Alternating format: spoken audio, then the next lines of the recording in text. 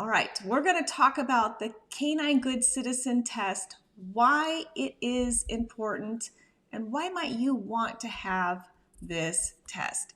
It is devised by AKC, and you can find out more information on akc.org about what this is and what test, what does this test mean? So it is through the AKC, and a lot of people are like, oh, well, but we have golden doodles, like we can't get our dog certified. You can, and so I'm going to walk you through that. I'm going to talk to you about what does a dog have to do to pass the test, and why might this be important for you to have? And overall, I mean, even the name kind of says it, Canine Good Citizen. Is your dog a good citizen or not? And how do they evaluate that? So a few notes. At the AKC, they believe that all dogs can be good and all owners can be great owners. All it takes is a little bit of training, lots of love, and of course, plenty of praise along the way. Canine Good Citizen is a 10-skill test that teaches your dog good manners and responsible ownership to all their owners. And you can find out, again, more information at akc.org about the test specifically. A few other notes before we get into specific, those 10 things that your dog must do. There's no age limit as far as like when can you test your dog. However, you really shouldn't wait till at least 6 months to a year, because the AKC Canine Good Citizen test was actually started for therapy dogs. So when you think about what are we testing, why are we testing, what does this look like? It was for therapy dogs. And remember, therapy dogs are owned by their own personal owner and ran under an organization like Therapy Dogs International, Pet Partners, and they work for that organization and they go out and visit other people in need. So like if their contracts are at a hospital, a library, a school, hospice, then they go and they work. And typically therapy dogs don't work for more than 1 hour a week. So this is where the Canine Good Citizen test started, and it used to just be an award, which is really exciting now. It's an official AKC title if your dog passes the AKC test. So I would typically say I wouldn't take it until they're a year, because if you are thinking about having your pet dog be a therapy dog, they can't until they're a year old anyway. There's no organization that will have your dog under 1, some under 2 working, because they are liable also for that dog. So that's something to keep in mind. They do have the AKC Star Puppy Program that your puppy can take, and it's a little bit different. It's not like one test with 10 items. You go to the classes, and if your puppy reaches those milestones and benchmarks, they can get an award saying basically you're on the right track. You're raising your puppy on the right track to be a Canine Good Citizen. Again, you can have purebred and mixed breed dogs. You just have to register your mixed breed under the Canine Partners program because they're not an AKC purebred dog. And you can retake the test if your dog does fail. Failures for the test are growling or biting. That's an automatic failure. Eliminating during the test, so if they poop or they pee during the test, it's an automatic failure. Improper equipment, so that would be on the handler's part. You have to have a slip lead or a leash. You can use a flat buckle collar, a harness, or a martingale. You cannot use a prong or any training collars. Not that they are against those tools, but they really feel by the time a dog would be given a title of Canine Good Citizen, you're not needing or relying on those tools anymore. So that's the important distinction, is that you shouldn't need them anymore by the time you take the test. And I think that is important. And what also goes with that is treats and food. You cannot use treats and food during the test. You want your dog to work with and for you without that extra incentive. And I'll say this too, and I say this to the breeders that I mentor. We don't use treats with our puppies under 8 weeks. We work with laying that foundation of working with and for the human, and the reward is love and affection and empowering these puppies to feel good about themselves and believing in their own abilities. It's not, the focus isn't about I do everything for a treat, I do everything for a treat, or they're doing something only because then they're getting corrected by a prong collar or a remote training collar. I am not against tools for training at all, but for the canine good citizen, if you're saying your dog should be titled as a good citizen, then you shouldn't be relying on those tools anymore. And if you do, then the dog's not ready to be tested. The other automatic failure would be if there's a harsh correction from the handler during the test. Again, implying and showing maybe this dog isn't ready to be titled as a good citizen of our society. For the evaluators, real quick, for your Canine Good Citizen evaluator, and you can find them on the Canine Good Citizen website at akc.org. I'm actually a Canine Good Citizen evaluator. I had to meet some pretty specific requirements. I had to be 18 years old. I was, have at least 2 years experience working with other dogs. Like classes, like teaching classes, which I did when I started breeding. I offered puppy kindergarten, level 1 obedience, level 2, and therapy dog prep training and advanced obedience training. So when I lived in Vegas, I offered that to my clients that bought my puppies. Number 3, a requirement, have worked with a variety of breeds, types of mixes, size, shape, etc. I was afforded that opportunity when I worked with rescues for several years, taking in dogs that needed rehabbed, trying to get them rehomable, and then, listening to their voice and helping the rescue group figure out how should this dog be placed? What are we really, really looking at? So I had more than 2 years experience with all of that. Plus I've worked with not one, but 2 different service dog training organizations that I was trained under and worked under, and learned a lot as well. And then the 4th requirement is be in good standing with AKC, not to be suspended. So don't be naughty and get yourself in trouble with AKC. So those are the requirements for the evaluators evaluating your dog so that you know the experience that they should have.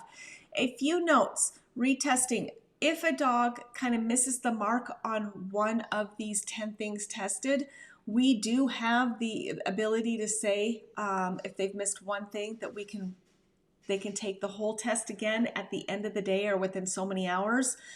So if they were kind of squirmy during the grooming or something, like I think that dog should probably fail. But they kind of get like a 1 free pass as long as it's not growling or biting or eliminating or any of those other things we just talked about. We have the option to retest that same day. So don't have if you do decide to do this, and you can read all about this. They have a ton of information and videos on the website. Don't completely panic. There are redos. Just a few notes too, just because you take the Canine Good Citizen test does not mean your dog's now certified as a service dog. There's no, that doesn't even make sense. If you want the extra feather in your cap and say my service dog has passed the Canine Good Citizen, that's great. It looks good. Just remember the Canine Good Citizen test was officially made and geared toward therapy dogs. I will say our Healing Hearts dogs, we try for all of them to pass the Canine Good Citizen test. Again, but if it's a service dog and they don't pass it for whatever reason, that doesn't mean they're going to be failed from our programs. You also have to have the understanding of why this test was created and what they're really looking for. If we're placing facility or therapy, they need to pass the Canine Good Citizen. That's just the way it is. So for therapy dogs as well, I don't think there's any organization anymore that doesn't require this as part of their requirements to have you be a therapy dog for their program. Remember, they're liable for you. They're covering your insurance. They have the contracts and the connections with the places that you visit. So they have their own set needs and requirements that you would need to follow and pass. I don't know that there's any anymore that this is not part of it. So if you're thinking about having a therapy dog at all, this is something you should start looking into, print it out, and start with your puppy. Start thinking about these things. These are the skills. This is what I need my puppy to be able to do with ease, and start laying that foundation and grooming that puppy to these specific test items. And then what's really exciting now is it's not just an award, it's an official AKC title, which I'm really, really happy about. All right, let's talk about the specific test items. I'm just going to kind of go through this briefly. Again, there's a lot more information online at akc.org where you can read about the Canine Good Citizen test. The first test item is number 1, accepting a friendly stranger. So you would have to walk up with your dog. That friendly stranger would be the evaluator.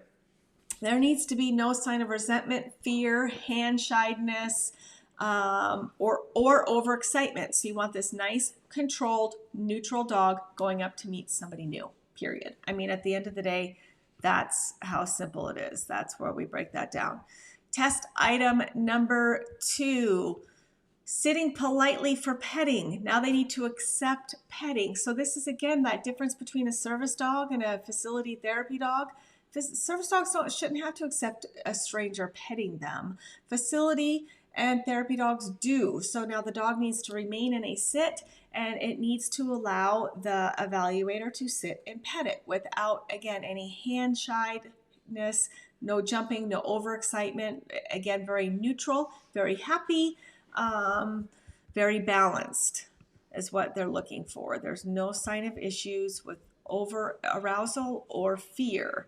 Test item number 3, appearance and grooming. The dog needs to be able to be had, we need to be able to put our hands on them, brush them, touch them everywhere. If you want to put this dog as a therapy dog or a facility dog, we need to know that they can have their tail touched, their collar touched, brushed, their ears touched, without any sign of aversion to any of that kind of touch compliance. This has been really huge for me. I'm going in as a dog trainer, and then starting my breeding program was developing the first ever truly puppy handling exercises that align to their developmental benchmarks. And this is one of those reasons why is there shouldn't be any dog that has an aversion to being handled. I can't control if they like it or if they'll accept it by a stranger, but there's no dog that should be have an aversion to their handler, someone they trust, someone they respect. Groom them, help them, touch them anywhere, put a collar on and off them. Like, it's actually really sad when you think about that there's so many dogs that have an aversion to handling. So dogs for the Canine Good Citizen do need to accept grooming practices, and their appearance needs to be healthy, well-fed, and they look clean and healthy. Of course, nobody's going to pass a dog if they look malnourished, if they're dirty, if they're matted. No bueno, not good. So make sure your dog is healthy, well-fed, and well-groomed. Test item number 4, out for a walk, walking on a loose lead. You need to have control of your dog. Your dog needs to be able to display the ability to be at a nice heel. Now, for the Canine Good Citizen test, they can be on the right or the left. However, for all other AKC official events, they have to be on the left. And so I just say, put them on the left. Train your puppies on the left. That's just kind of the official thing. Now, if you prefer the right, or it's easier for you to manage your dog on the right, then do that. Like, at the end of the day, it's not a big deal, but if you're able to do either, I would just suggest starting and heeling and walking with your dog on the left. Your dog has to walk on a loose lead. It cannot be pulling and tugging and having a breakdown or a fit or being overexcited, pulling you around. It has to walk very nicely in a nice heel. For the AKC test, Canine Good Citizen test rather, it can be on the right or the left.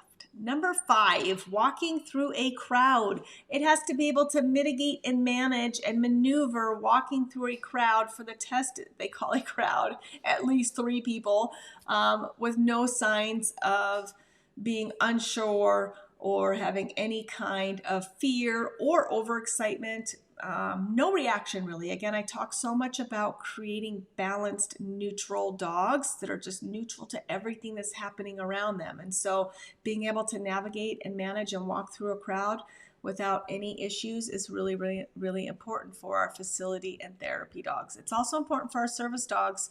So you can see why we do have our service dogs take this test, because a lot of these skills do apply to dogs working out in public for service dog work as well. All right, number 6, sit and down on cue and stay. So a sit, stay, a down, stay, your dog has to be able to do. If you're asking for this dog to be awarded, titled as a good citizen dogs need to be able to sit, stay, down, stay in front of the evaluator. So make sure that you're practicing those, and they can do that with proficiency. Number 7, the opposite of staying, coming. Dogs need to come when called. So when they are released and you call them, they better come to you and not take off doing something else that they want to do. So think about and practice and proof that before you take the test. Number 8, reaction to another dog. There will be another dog there. They call it a neutral dog. Hello. They'll make sure that the dog that they are bringing to the test is neutral. It's not going to react negatively or positively. It's going to be a balanced, established dog. Your dog needs to react the same. It can be interested, but it can't be overexcited or have any negative reactions. So no overexcitement, no negative. We want to think just neutral, in control, a very calm, trusting relationship between you and the dog needs to be displayed. All right, we're almost done, you guys. Number 9, reaction to distraction. So typically the distraction will be a wheelchair or a walker or crutches, because again, remember this test was devised originally for therapy dogs. So they will use something like that and make sure that there's no sign of fear. The dog is not shutting down, trying to avoid, trying to flee, or responding with a bark or a growl with that kind of, that level of distraction. So that's what they will use. I'm just letting you know for the test, it will be typically a wheelchair, cane, or walker. You do have the option when you do, if you did schedule a test, to ask the evaluator, what will be the distraction used. But that's just something to keep in mind. And how do you find an evaluator? That's a good question. If you go to the website, you can type in your zip code, and it will show you all the evaluators in your area. And you can just contact them and say, when is your next Canine Good Citizen test? And you can sign up. So they make it really easy for you to do. And there's evaluators in every area, unless you really live out somewhere in the boonies, then there won't be. But all right, number 10, supervised separation. I will tell you, some dogs, especially our doodles, have a harder time with this one. It is a 3-minute handler leaves. The dog has to be okay.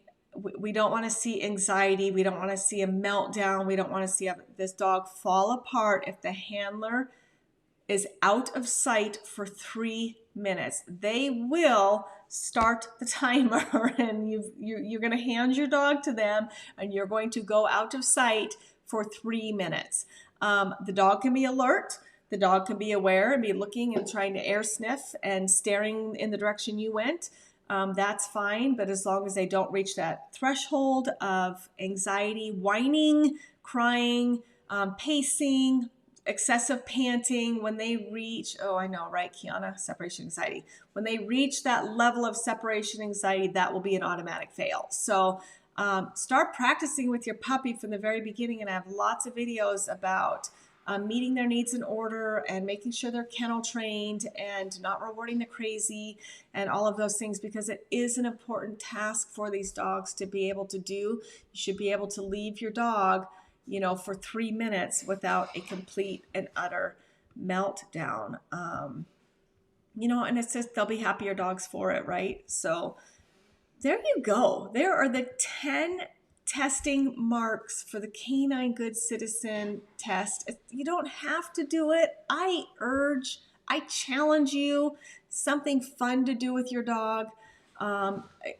Even if they're older, you can still do it. If they're 2 or they're 3, you can be like, let's start working on this. Like, print out the form from the website, put it on your fridge, and start thinking about these things. Really start thinking about, like, these are some, it's not an end all be all, but these are some really important skills for your dog to be able to do and have, and it will just increase your bond with your dog that can only be beneficial. You know what I mean? And if your dog can meet these needs to be a canine good citizen, it's something that you should be very, very proud about. I urge and challenge all of my puppy owners. I know I need to do it more. And why we're having this show today is this is an important milestone. And these are things that you should at least strive for and have a goal for your puppies to be able to meet these needs to be, a canine good citizen. Again, keep in mind, it was truly started initially for therapy dogs. So these were things that they were looking at. But when we step back and I look at them, I'm like, well, service dogs need to be able to do this too. The 3-minute separation can be tough for a service dog. And of course, accepting petting from strangers. Those two things I don't care about as much for service dogs, but of course our therapy dogs. And I really feel any family companion, any dog, most dogs, as much as possible, should be able to pass this test. And I know that there's going to be certain breeds that will struggle with this more because, let's just be real, there's certain breeds that were not bred to be therapy dogs. They were bred to be naturally friendly. They weren't bred to be, to meet everybody else's needs. So also keep that in mind when thinking about the Canine Good Citizen test. If you have a breed that you think this is definitely your breed can be therapy dogs, your puppy may, even if it's just for fun, like just set a new challenge for yourself, work with them over the summer and see how far you can get on these 10 test items. As a reminder, we're just going to run through them again. Here are 10 things that they feel it takes for your dog to be considered a good citizen. Number 1, accepting a friendly stranger. Number 2, sitting politely for petting. 3, appearance and grooming, and that means allowing someone to put their hands on them. Number 4, loose lead walking, so a nice heel. You're in control. The dog is in control. You're in control. Walking through a crowd. Sit, stay, and down stay. Coming when called.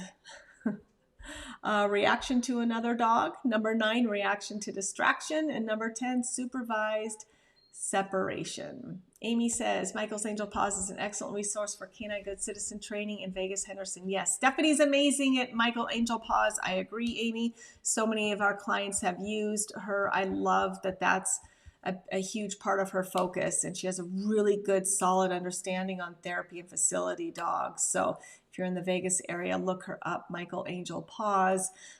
Tell Stephanie I sent you her way, and so did Amy. Amy sent you her way. So there are trainers you can be like, okay, well, maybe I want to accomplish this, or maybe you do want to have a therapy dog, but maybe you need help getting to this point, right? Like you feel like you're just not capable to get there on your own.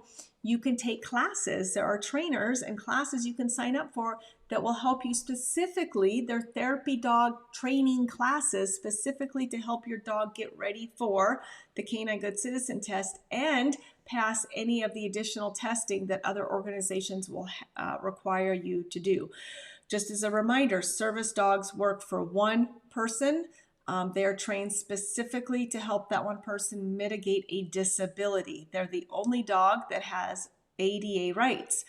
A therapy dog is owned by you or me, and you train them or you go to training classes and you get them certified. You have to do the Canine Good Citizen. You have to pass that. And then depending on what organization you choose to work with, you have to meet their requirements as well.